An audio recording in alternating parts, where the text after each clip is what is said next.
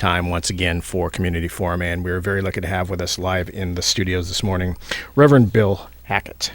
Reverend Bill Kirlin-Hackett.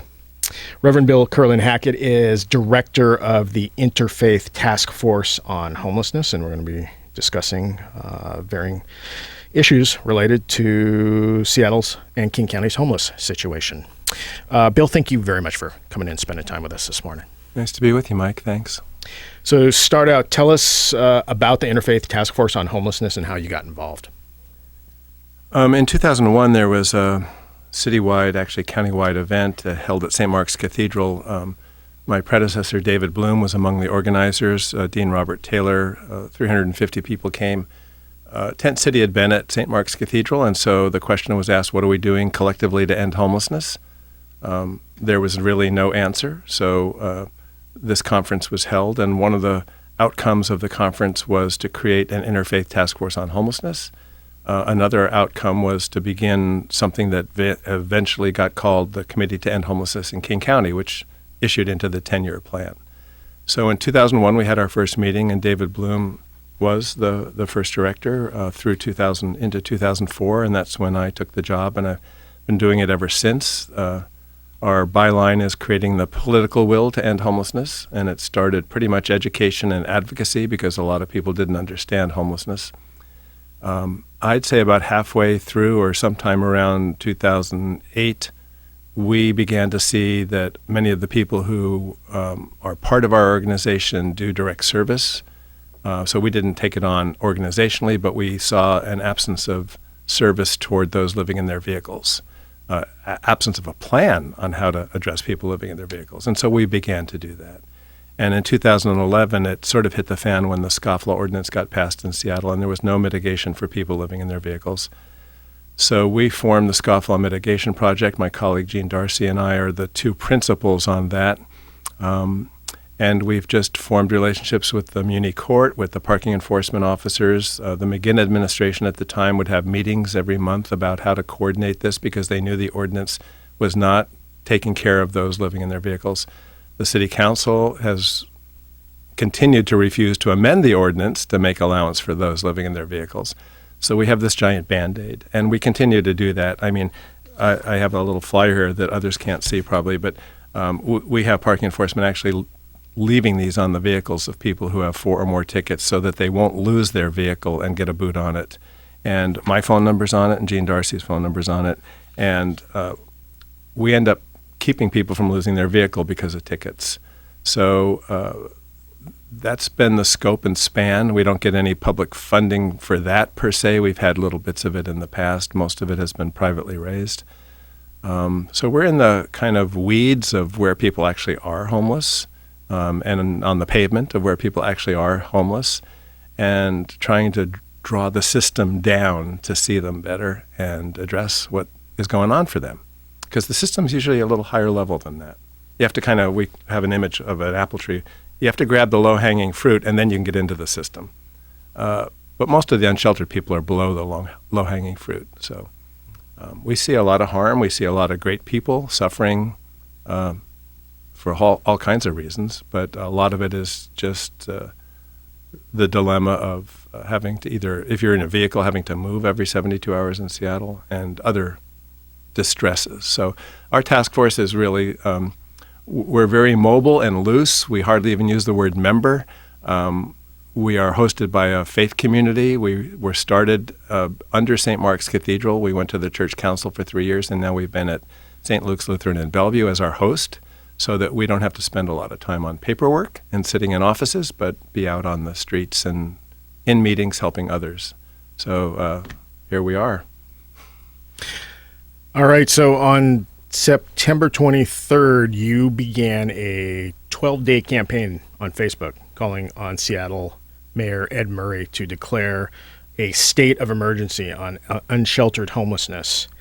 And this last Monday, by coincidence, the day before the citywide elections, Mayor Murray signed a proclamation of civil emergency on unsheltered homelessness.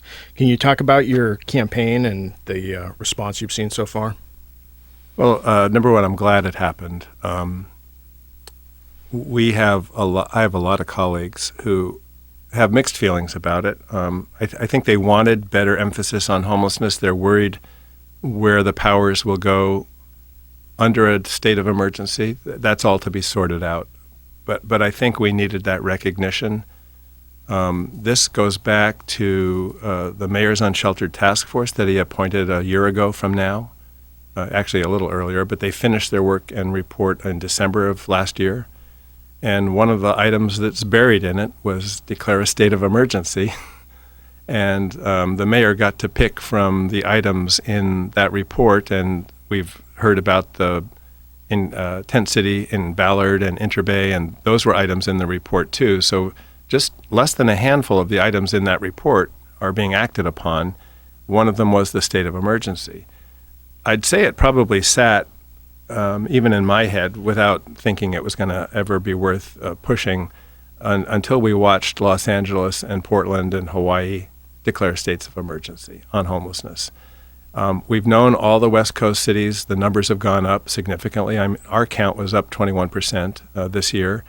And we know that's an undercount. Those are the people we actually count, pretty much. I mean, it's not that perfectly scientific. We've got a few things like we count 2 in a tent and things like that when we don't know for sure. There could be 3 or 4. So we know the number went up at least 21%, and we know we have more than that because we don't count everybody. We've got a really well-organized count here, but it still can't get to everybody who's homeless on the street. So.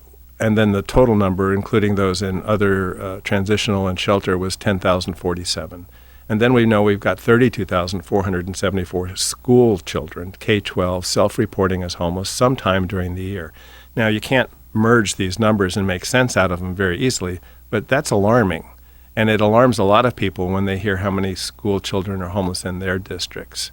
So I think, I'm not sure what actually started me. I knew that Facebook would be just a medium where the mayor, he uses Facebook. He's got his own personal page, and he's got a mayor page, and it just goes by the name Mayor Ed Murray, and I think he keeps that so people can, he posts things on it using that, and others probably write things to him. So I just started, if I write Mayor Ed Murray, I know he's going to see it. And I started writing, and the first ones, as I looked back on them, were short messages, but it was to do something about homelessness. And I don't even think I brought up state of emergency in the first few. I'd have to go back and read them. But it wasn't long before that's what I realized needed to happen. And then they got a little longer. That's the clergy in me, The 3 points became 5 points or whatever it was. But they were still manageable to read. They weren't, Facebook won't paste novels on there. In part, I wanted to address him both as a civic leader, that we have said, and I've said a lot, that the reason that we have homelessness is because of us, all of us, and that policy directs why we have homelessness. It's hard when you become an elected official walking onto a moving train, literally, where homelessness has been so rampant. He's in a tough position, but the point is policy continues homelessness. And funding choices continue homelessness. And I realize everyone will say we don't have enough money, fine, but we're still making a lot of choices on how we keep homelessness harmful. And some of them are just policy changes. So as I started writing, I for my own well-being, I should probably go back and read everything I said because, it's sort of even like when I've preached 5 sermons ago, I don't really remember what I said, sorry. But I have a sense of what I said was all directed toward this state of emergency and that we've got a crisis on our hands and we need to do something. So I may have been as surprised as anybody that he actually declared it, and Dow Constantine also declared it. I had a chance to shake County Executive Constantine's hand since and mentioned to him at the time, this was just a week ago, and earlier this week actually, and mentioned to him that he probably saw what I had been writing to the mayor on Facebook, and he said, oh yes. And maybe he was happy I wasn't writing him. But never, and we work countywide and into Snohomish County. So I knew that was important to him also, that they do something. So I'm glad they did it. And I think right now we're in that stage, I may have said it a few times this week already, where everyone who will be involved in it is sort of like a deer caught in the headlights of a vehicle. There's a paralysis. It may be behind the scenes they're rushing like crazy to put in place programs and ways to do this. And we've got some things in writing that have been issued, like the multidisciplinary outreach team, and everybody, even very much in the know people, go, I'm not sure what that is. So there's a lot to be revealed yet, how it will work, how it will actually reach far enough down to address the unsheltered homeless that we know don't get addressed often enough, and that neighbors are upset about and businesses are upset about. I mean, I don't like homeless folks defecating in the doorway of a business, but when they've got nowhere to go, part of it's on us. So I think this will generate a conversation. At the same time, we're 1 year into the new strategic plan that succeeded the 10-year plan. It now has a new name. It's called allhome, and it used to be called Committee to End Homelessness in King County. So some people don't know allhome, what that means. It means it's the committee ending homelessness. I think I would have liked communities ending homelessness, and I was on the communication committee, but they had a consultant choose this. It's been studied in the marketplace, and so that's the new name, and it's the new name we're going to use, but it is the new continuum of care. It's where HUD relates to this county getting money. So it's a significant shift in structure as well as the name, the commitments for 4 years, and that will be renewed, I'm sure, if it hasn't made progress. There's a new action plan. It's a strategic action plan. It's got a lot more detail in it than most people would want to read, but for those who have to do this, that kind of detail is important. So these things are all, and they're all kind of happening adjacent to each other, and I think even those in the all-home structure probably are grateful that there's a state of emergency, but not sure what it means yet, because it pretty much means that all the ways we've been doing things and funding things are subject to change. There's an old quote I use from writer Sam Keene about the sign on the muddy road in Tennessee. Choose your rut carefully, you'll be in it for the next 10 miles. And I kind of say, choose our rut carefully, we've been in it for the last 10 years, about how we go about ending homelessness. There's been a lot of new things that have come up, like rapid rehousing, other kinds of programs that work best with just small select segments of the homeless. And then they get applied across all homeless, and it just doesn't work. So the buzz sometimes kills or deadens our brains to being innovative and coming up with new ideas, because we're in a state of emergency. And now I think it's the time for innovation. So my favorite word lately is innovation. And I smiled when I said that. Because we haven't innovated. Yeah, we haven't thought enough out of the box. And those phrases really matter. Businesses are always doing that. In this sector, public and private and nonprofit sectors, we absolutely need to innovate. We can't keep just putting more money into the same players and expecting that somehow they're going to produce better results. They're worked to the bone. I mean, one of the struggles with the $15 an hour wage thing is that a lot of people working in the nonprofit agencies at the bottom levels weren't getting paid that much, and when they start getting paid that much, that's going to cut the amount of work the nonprofit agencies can do.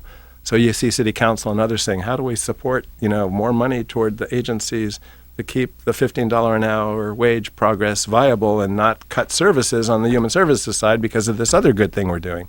I mean, it's one thing affects another.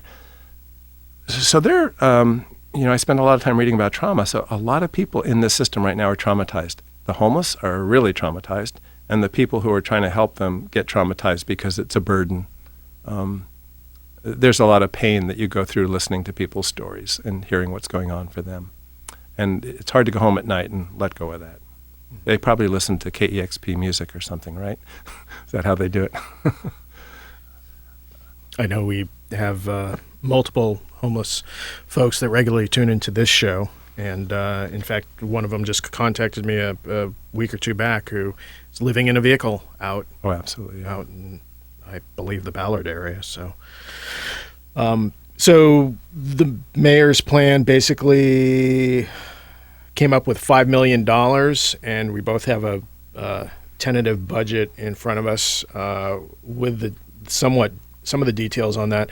I was surprised how little goes towards the basic concept of bathroom honey buckets. It seems like you could spend, the entire $5 million just on that alone. Yeah, some of us have noticed things like that, and I think that's because of There have been recent efforts in, North Lake was one place, and then in Ballard area, where there's just been an escalation, not only of those in vehicles, but those who are just popping up tents everywhere. And so the Chamber of Commerce, citizens, and others have lifted their voices to City Hall. And so we've been part of some conversations there, and one of the first things that came up is honey buckets are necessary, or that we've been talking about using the Portland Loo model in Seattle. We've been talking about that for 2 years probably, and it's supposedly on the drawing board, but I don't see it in the state of emergency to put in some Portland Loos, which are a more permanent bathroom structure, but safer than the one that Mayor Nichols invested in that I think went to a racetrack somewhere. So 5 honey buckets are in the initial plan, and 5 trash dumpsters. That's just not even the tip of the iceberg. It's like seeing the iceberg from space. It's that inadequate. So I'm grateful they have something in here, and they recognize the need. And I think we're sometimes looking for squeezing good news out of things that are inadequate, and it's good news that they see that need, because those are the two things that tend to upset most neighbors and neighborhoods and retail businesses, is the trash that's left and the fact that people have nowhere to go to the bathroom, so they just do it wherever they can. And to be honest, if I was on the street, I'd probably be a little more discreet. I might have a little shovel like I learned in the Army to use and bury things someplace. But not everybody does that. There's a process at work for some on the streets where you kind of just stop caring about your manners. And I don't blame them for that. It's hard to stay a civil good citizen who's going to be respectful of everybody when, as I said at the start, when it's really everybody who's kind of helping keep you in homelessness, despite what personal issues there may be going on. We've made it, I usually use like a stainless steel drum like you'd see at a winery or someplace. And if you're homeless, you're kind of like in the bottom of that. You don't escape on your own. It takes a team of people to get you out of homelessness. It's very rare for it to be otherwise. And most of the team is working against people who are homeless, either by civility laws or parking laws or other kinds of issues that just make it just surviving an achievement, and not getting sick or not dying. And, we've had more than 60 deaths on the street this year, and every year we're having at least close to that many.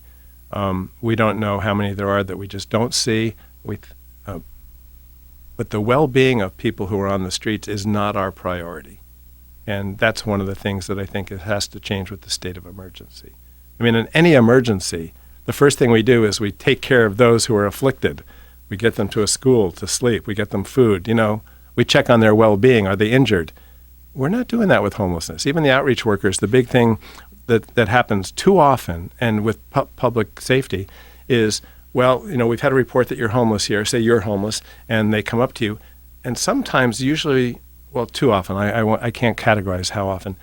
It's the percent-wise. But a lot of times it's you're a danger to people around here, and we need to move you from here, even though we have nowhere to tell you to go. Not, are you in danger? What can I do to help you, even if you stay here, be safe and stable and have food? And that now I know where you are, and we're going to continue to talk and work on something. Well, that's a mindset that some in our system have, but too many don't. And we don't do budget sheets like the one we're looking at with that in mind, well-being. What can there's probably hardly anything on here except that you can now poop or pee someplace, 5 places in the city if you can go find those honey buckets. We need GPS locators on them or something. So I'm just saying we think about these things from the wrong angle. We think about it what's better for us than we're thinking about what's best for those homeless to exit homelessness. And many of the folks in the system can talk that, but when it comes down to actually doing it and putting money beside it, it's just not happening that way. And so, good people can not make great choices sometimes. That's what I see in this system right now. So is the example you just gave, is that what happened with the North Lake Union sweep that occurred? Well, the North Lake Union sweep, and I had to do a public records request to kind of really get behind it, but it was, started with citizen complaints. There's people living over there on boats. There's people who have businesses that tour people on boats. There's other businesses there. So their complaints led to what the to the police and the advocates meeting together to help move people to someplace else. Well, we weren't really given the proper information at the start about why it started. We just know it came from some more elevated position where people were pretty much enjoying to go do that. We only had like 5 to 8 RVs that came and went. Some of them were there the whole time. The police who took the lead on that were incredible. They were great. They were going above and beyond, reaching into their own pocket.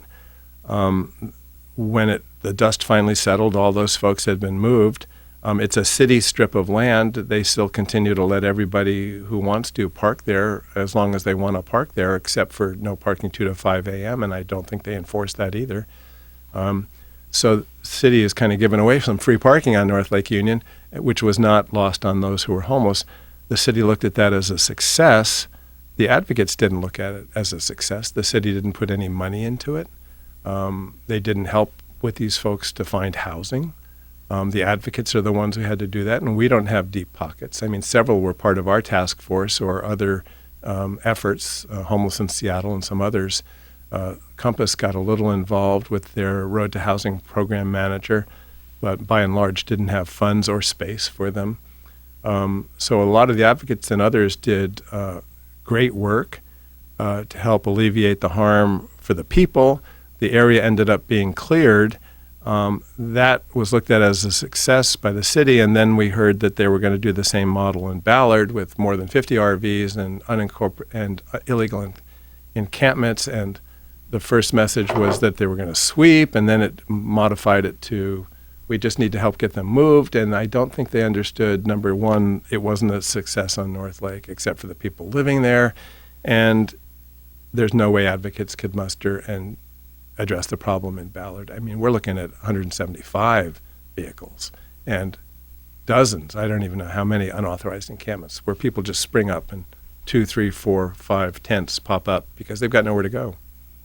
So that's why that all factored into state of emergency for why I was writing, because I was looking at all that and I was thinking somehow City Hall, and I have my own pet peeves. The mayor was traveling around. He was going to Israel. He was going to Ireland. He was going a lot of places. And I'm thinking, well, those are things a mayor is supposed to do. And I think, but if I was the mayor, and that'll never happen, I'd feel a little bad about leaving behind what's going on every day, knowing that we see it. And I was finally getting to where, and I think I don't remember if I put this in my Facebook stuff. I think it made its way. He was doing Find It, Fix It walks, and I wanted to start the other campaign that he actually was doing was Avoid It, Abide It. Not go those places where there's homeless, and abide it. Just, it's there. The poor will be with us always, which, is really bad scriptural interpretation, by the way. But, and also I've heard him say he didn't realize how broken everything was. Well, when I see how broken everything is, I act. I do something to remedy that or rally people, like in an emergency, If someone's house is on fire or whatever it might be, neighbors rally to help. So that's what I've always been pushing for. How do neighbors rally to help end homelessness? And I think the strategic plan needs to do that. And I think a state of emergency needs to do that. And I think most people have just been so used to that you're in the rut for the next 10 miles, they're not sure what innovation looks like. Most funders, they fund just part of what you have to do. It's like taking a glass and turning it upside down on a table, and what's inside the area of that glass on the table is what you can fund. Everything outside you can't fund. Well, homeless people's needs are everything on the table, depending on what your particular needs are. And then, so when one funder can't fund you and they can't find a partner who can, it's like paralysis happens. The person doesn't get help. They don't get housing. The person gets frustrated. They maybe go back to bad habits or they move. That's the other thing. We do maps of where homeless people are, and a lot of smart people say, well, that won't be the map tomorrow because like any American, they can move wherever they want. If you're in a vehicle, you have to move every 72 hours. That's why we're trying to get a moratorium on 72-hour moves in all zones. We should have 72-hour move required in just certain zones, which is whatever it does. And then you could be in your vehicle in certain zones in this city, and you could stay there for 3 weeks to a month, as long as you're clean and not disturbing your neighbors or doing anything illegal. You could just stay put. And it's the first step to at least stabilizing somebody, then getting them to maybe a safe parking place, or there's other tools that could happen. But we don't even start with the most basic thing, which is what I was saying earlier, the well-being of the person. What would help their well-being more than anything? To stop having to move every 72 hours. Only 3 minutes left. What other, because you were quick to point out that the parking issues, the living in the car issues were not being addressed in any of this, what other, besides the forcing people to move every 72 hours, would you institute if you were in charge? Well, when we started scofflaw in Seattle in 2011, the first thing they did before the law actually took effect was they did an amnesty on parking fines. They did it for everybody, including, really wealthy people like you who own a Mercedes, and, you probably don't drive a Mercedes, but they did it for everybody. We would like another amnesty right now for people who can, and it's not that hard to prove you live in a vehicle, to be honest, it's not. But for everybody living in a vehicle who's got a parking fine, we'd like an amnesty. Free them up. I mean, most of them can't pay anyway. They do community service, or they go down and take up the court's time with magistrates and others, and the court has been incredible. Seattle Muni Court, hooray. But the point is that we're using a lot of their time down there on people who shouldn't have to be at all. That's what I mean about policy decisions that are smart.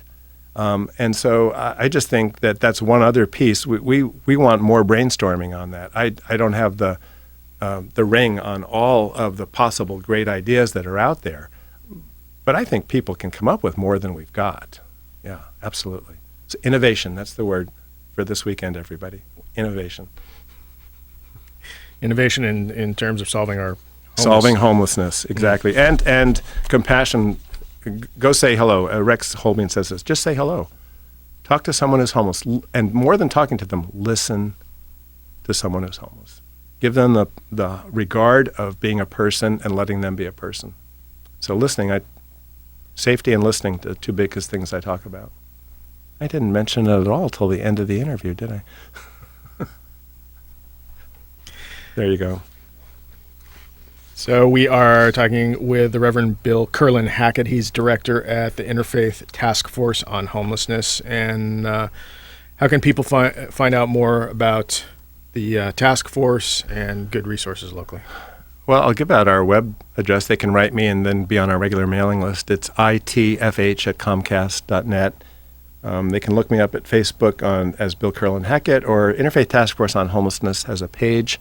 I don't keep it up all that well. We have a web page. It's itfhomeless.org. It's kept up a little weekly, but and I don't mean weekly with an E, with an A, with two E's. No, I mean it with an A. I don't do a great job on the web page, but they can. If they reach out to me, we respond pretty fast. So. All right. Well, with that, we are unfortunately out of time. I want to thank you very much for coming and spending time with us this morning.